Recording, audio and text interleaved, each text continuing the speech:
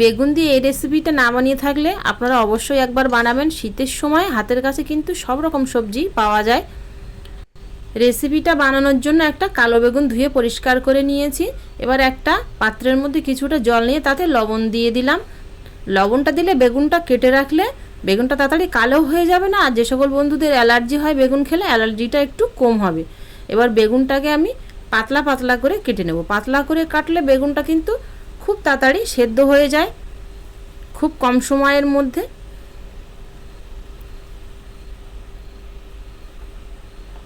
দেখুন এই পাতলা করে কেটে নিয়ে এবার লবণ জলের মধ্যে দিয়ে দিলাম, একটু খানিকক্ষণ রেখে দেবো। এবার এ সাইডে হিটার ধরিয়ে কড়া বসিয়ে দিয়ে গরম কড়ায় সর্ষের তেল দিয়ে দেবো রান্না করার জন্য। তেল গরম হয়ে গেলে কালো জিরে আর শুকনো লঙ্কা ফোড়নে দিয়ে দেখুন চটচড় করে এই যে ফুটছে, এবার বেগুনগুলো দিয়ে দেবো। বেগুনগুলো দিয়ে নাড়াচাড়া করে বেশ মিনিট 2 ভেজে নেব। মিনিট 2 ভেজে নিয়েছি। বেগুনগুলো অর্ধেকেরও বেশি দেখুন এই যে সেদ্ধ হয়ে গেছে। এবার এর মধ্যে সামান্য পরিমাণে লবণ আর কাশ্মীরি লঙ্কার গুঁড়ো দিয়ে আবারও নেড়ে চেড়ে এবার ঢাকনা চাপা দিয়ে 2 মিনিট রান্না করে নেব। এ সাইডে আমি একটা মশলা তৈরি করে নেব। কিছুটা ধনেপাতা নিয়ে নেব মিক্সারের মধ্যে, কাঁচা লঙ্কা 3টে আর 5-6 রসুনের কোয়া, অল্প একটু জল দিয়ে হালকা পেস্ট করে আনবো।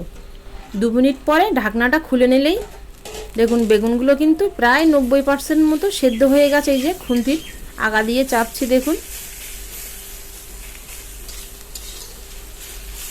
এবার এর মধ্যে কাঁচা লঙ্কা, রসুন আর ধনেপাতার পেস্টটা দিয়ে দেবো। এর মধ্যে কিন্তু আর জল দেব না, এই জলেই রান্নাটা করব। লো ফ্লেমে কিন্তু এবার রান্নাটা করব। পেস্টটা দিয়ে নেড়ে চেড়ে আবারও ঢাকনা চাপা দিয়ে দেবো 2 মিনিটের জন্য। 2 মিনিট পরে চাপাটা খুলে নেব। দেখুন পুরোপুরি এবার সেদ্ধ হয়ে গেছে। খুন্তির আগা দিয়ে এইভাবে ঘেঁটে নেব। খানিকক্ষণ ঘাঁটার পরে দেখুন আর বেগুনের কোনো চিহ্নই দেখা যাচ্ছে না, বোঝাই যাচ্ছে না যেটা বেগুন দিয়ে বানানো। দেখুন এবার এর মধ্যে আমি 1 চিমটি পরিমাণে চিনি দিয়ে দেবো। একটা বেগুন দিয়ে রান্না করছি সেই জন্য, একটু স্বাদটা ভালো আসার জন্য। আবারও খানিকক্ষণ ঘেঁটে নেব। রান্নাটা কিন্তু প্রায় হয়ে গেছে। বেগুনের এই নতুন রেসিপিটা হয়ে গেছে দেখুন, আর খুব সুন্দর একটা গন্ধ ছাড়ছে। এবার নামিয়ে নেব। ভাত, রুটি, পরোটার সাথে আপনারা খেতে পারবেন। রেসিপিটা ভালো লাগলে লাইক করে কমেন্টে জানাতে ভুল করবেন না। নতুন বন্ধু হয়ে থাকলে বেল আইকনের সময় সাবস্ক্রাইব করে পাশে থাকার অনুরোধ রইল। আবারও দেখা হচ্ছে আপনাদের সাথে পরবর্তী ভিডিওতে।